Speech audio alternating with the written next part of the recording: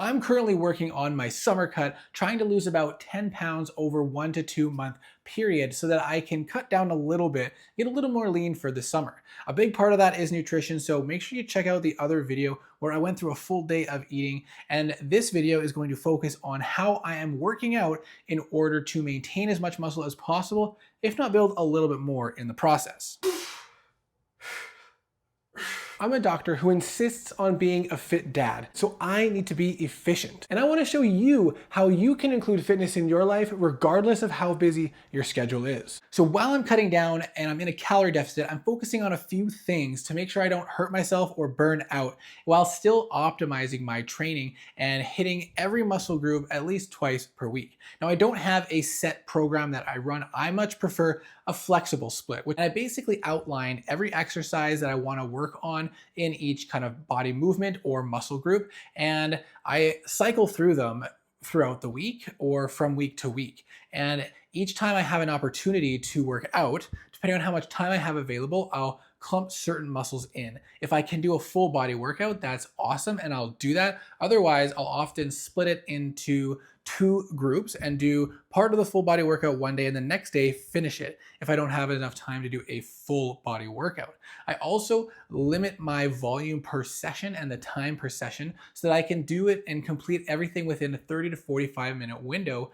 That way I don't have to worry about losing my energy and then having kind of the last exercises not be as effective. I also don't want to do a bunch of junk volume, but I want to make sure I'm getting a good stimulus each time. So I push myself hard, fairly heavy weights, but as I'm in a deeper deficit or going on longer, I'll reduce the heaviness and increase the rep count that I'm doing, but always pushing at least 1 rep shy of failure, if not to failure. The last set, I always go to failure, and I really love rest pause training. So at the end of my last set, I'll go to failure and I'll take a 20 to 30 second break, and then I'll push again for as many reps as possible. And I'll do that 1, 2, or even sometimes 3 times, depending on the overall work that I've been doing for that day. Now, I like to prioritize certain movements, one being bench press, incline bench press. So I'm hitting the upper chest as well as the lower chest as much as possible.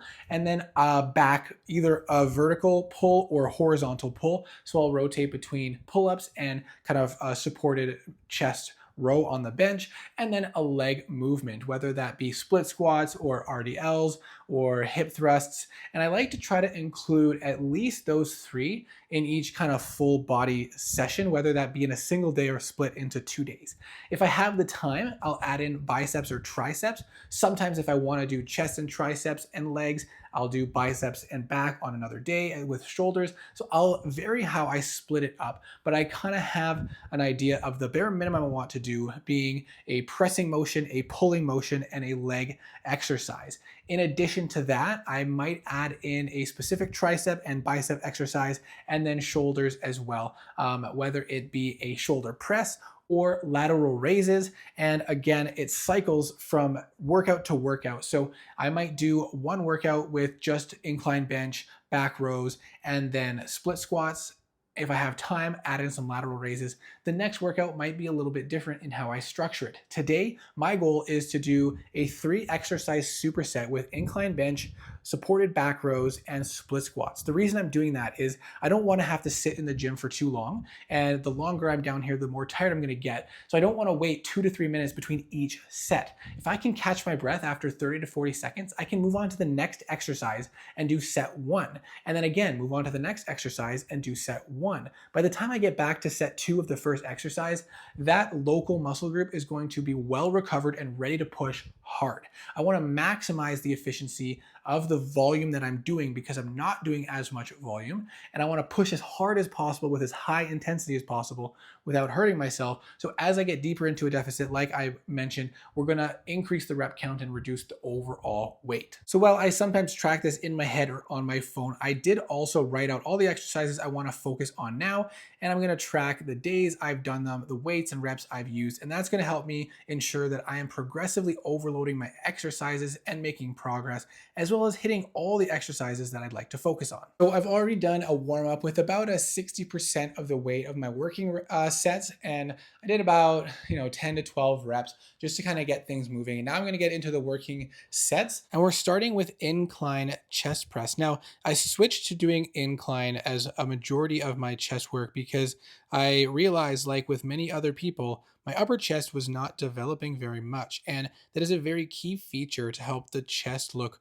more well-rounded and bigger and just more full. And I've noticed a dramatic improvement in my chest gains and just my overall satisfaction with my chest development since I started doing this. It also, in studies, has shown to equally activate and result in growth of the middle and lower chest. So you're not losing out on anything, and you don't have to use as heavy weights, so that can be helpful for sparing injury. And I really like to push myself to failure as much as possible, or at least 1 rep shy. Okay, there's set number 1 done. I'm going to take a quick breather. Then I'm going to move into the back rows. So the chest supported back rows on the bench can be a little bit awkward to get into, but once you kind of figure it out, it's not too bad. I like supersetting these because the bench doesn't have to change in its position. So it's quite nice. And I mostly focus my back work with a vertical pull, so pull-ups or chin-ups, and then this exercise here. But I find this works great at targeting the upper back muscles and rear delts, and sometimes you can activate the lats as well, and then the pull-ups obviously focusing on the lats. Okay, set number 1 of the row is done. Quick breather again, and then we'll do some split squats. Unfortunately, this time I made the mistake of not putting the bench flat because I thought it would be more convenient if I didn't move it at all. That was a mistake. It was much more unstable doing it this way, and yeah, it didn't feel great. But I also had quite sore and fatigued legs already from prior day workouts that I was doing, so it was okay to kind of scale back a little bit for this day's workout. All right, I've completed 2 sets of each of those 3 exercises. Because my legs are still sore from Peloton yesterday, I'm feeling a bit weak in the legs today, so I'm stopping at 2 sets for the split squats. We are going to do a 3rd set for incline bench and back rows, and I'm going to use the incline bench press to demonstrate how I use rest pause training in my workouts. So it starts off as a regular set, going nice and slow, pushing myself as hard as I can, always making sure you're doing as much range of motion as possible to get a nice deep stretch when you can. And then when you get to the end of the set, in this one I always push to failure. You can still go 1 rep shy if you would like to. I like to push to failure. It helps me more with tracking my progress. You can see it's getting very challenging, pushing for 1 more, and I was able to squeeze it out nice and slow on the way down as if you're going to go for another. And then you go into your rest position. You take a quick pause. I looked at my watch there to track 30 seconds, and after 30 seconds, you get right back into it and you push yourself again as hard as you can to failure. Now, if the weight's too heavy, you can drop the weight down.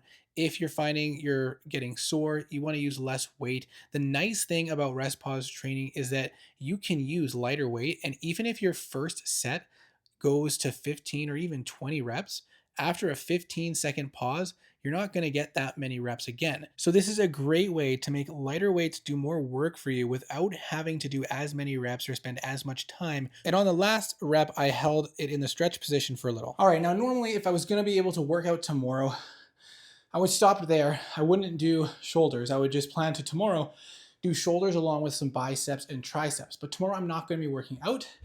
So instead, I'm going to do shoulders today.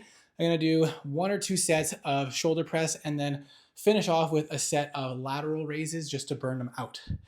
And then after my rest day, I'll come back the next day and I can either do another full body workout, or I can do chest and triceps, do back and biceps and shoulders, do legs and chest.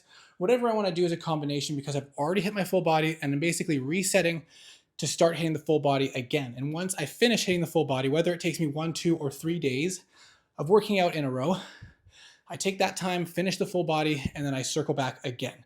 Generally, I at least hit every body part twice per week, sometimes 3 times per week. So that's it for today's workout. I'm ready to go have some snacks and some protein and relax a bit before bed. I hope you learned something or took something out of this video in terms of how I train when I'm in a deficit and cutting, the goals that I have with my training to hit each muscle group a certain number of times per week, getting enough intensity in there, and keeping the duration and total volume of each session a little bit more on the limited side because we're working with less overall energy for the day. If you haven't seen any of the other videos in this kind of series of cutting for summer, please go check them out. Check the linked video above if you enjoyed the video. Hit that like button, drop a comment, check out some videos and see if you want to subscribe. It really would support me and my channel. And I hope to see you in the next video.